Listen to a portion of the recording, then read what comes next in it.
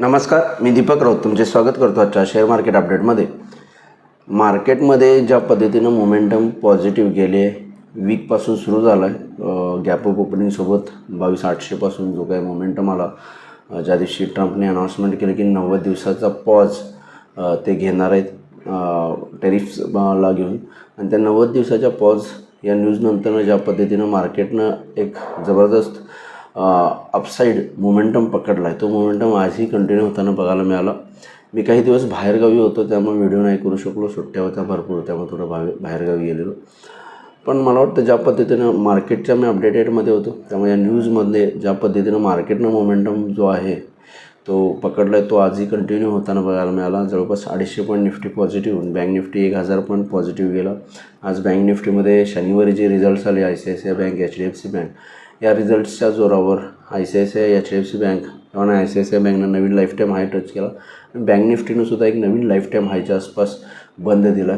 55,300 bank निफ्टीचा नवीन life time हाय 55,400-500पर्यंत आपण touch केला. त्यामुळं बँक निफ्टी नवीन लाईफ टाईम हायला आहे, आणि मला वाटतं निफ्टीसुद्धा येणाऱ्या काळामध्ये नवीन लाईफ टाईम हाय टच करेल असं मला वाटतं. आणि ज्या पद्धतीनं जो मोमेंटम आहे, जे काही मार्केटनं कंटिन्यू केला आहे, त्यामध्ये जे ट्रेडिफ वॉर असेल, त्यानंतर रिझल्ट्सला घेऊन काही साशंकता होती, हे सगळेचे वरीचे वॉल आहेत ते क्लाइंब करताना मार्केट बघते. सगळे ज्या काही काळजी मार्केटला होत्या, त्या काळजीवर मार्केटनं मात मिळवली असं मला वाटतं. आणि मार्केट आता फर्दर अपवर्ड मोमेंटम निश्चित निफ्टी दाखवायला तयार राहील, कारण बँक निफ्टी आउट परफॉर्म करते. या रॅलीला पार्टिसिपेट बँक निफ्टीने केलं आहे. मला वाटतं आणखी बँक निफ्टी थोडं या निफ्टीसाठी वरती घेऊन जाईल, पण त्यानंतर अदर सेक्टरसुद्धा पार्टिसिपेट करून निफ्टीला फर्दर अपसाईडला घेऊन जातील असं मला वाटतं. त्यामुळे ओव्हरऑल जो काही मोमेंटम ट्रम्प यांनी टेरिफला पॉज देऊन जो कंटिन्यू झाला आहे, तो मला वाटतं आता मार्केटमध्ये कॅश इन करण्यात सुरुवात झालेली. मार्केट मला वाटतं मजबूतीनं आणखी वरती जाईल असं मला वाटतं. त्यामुळे फर्दर डाऊन साईडची फारशी काळजी करण्याची आवश्यकता नाही. फक्त ज्या पद्धतीने निफ्टी सडनली वर आला आहे 1,500-2,000 पॉईंट, बँक निफ्टीसुद्धा जवळपास 3,000 पॉईंट ज्या पद्धतीने वर आला आहे, मला वाटतं थोडंसं कन्सल्टेशन या रेंजला होऊ शकतं.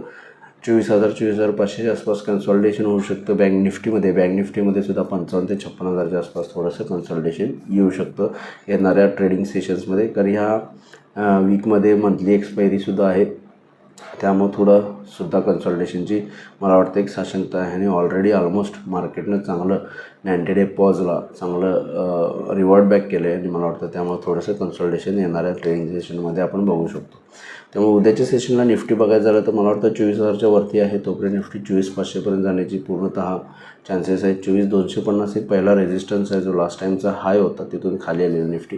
तर निफ्टीमध्ये 24,000च्या वरती 24,250 एक रेजिस्टन्स आहे. 24,250च्यावर 24,500पर्यंत निफ्टी जाण्याचा एक जागा आहे, प्रयत्न करू शकतो. लोअर लेवलला 24,000 आणि 23,900 एक स्ट्रॉंग सपोर्ट जो निफ्टीसाठी आहे.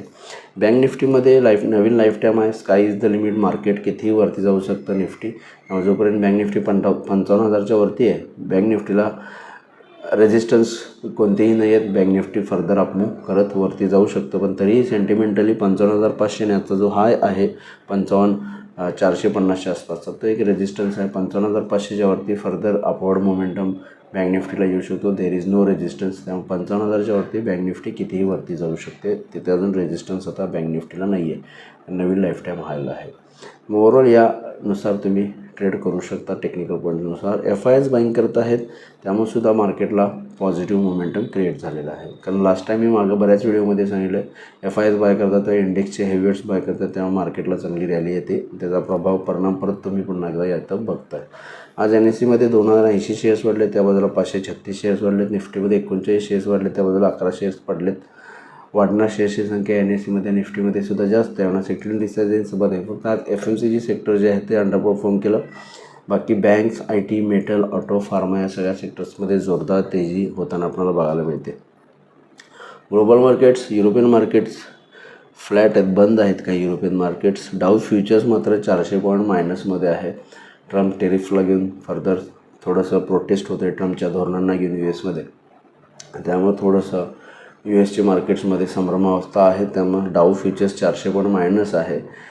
ॲक्च्युअल डाव जोन्स काय पद्धतीनं क्लोज होईल त्यानुसार आपलं मार्केट उद्या ओपनिंग देईल. पण मला वाटतं आपल्या मार्केटमध्ये एक चांगले पॉझिटिव्ह मोमेंटम क्रिएट झालं आणि ऑलरेडी सगळ्या या काळजी आहेत मार्केटला लागलेल्या टेरिफ वॉर्स वगैरे या सगळ्या काळजींवर विजय मिळवला. त्यामुळे मला वाटतं बाय अँड डीप स्ट्रॅटर्जी राहील. मार्केट जर खाली आलं, खाली ओपन झालं निश्चित आपल्याला एक बाईंग ऑपॉर्च्युनिटी इंट्राडेसाठी क्रिएट होईल. तर बघूया मार्केट उद्या कशा पद्धतीनं बिहेव होते. माझा व्हिडिओ ऐकला त्याबद्दल धन्यवाद. माझा व्हिडिओ जास्तीत लाईक करा, शेअर करा, माझ्या चॅनल सबस्क्राईब करून डेली अपडेटसाठी बेल आयकॉनवर क्लिक करा. धन्यवाद.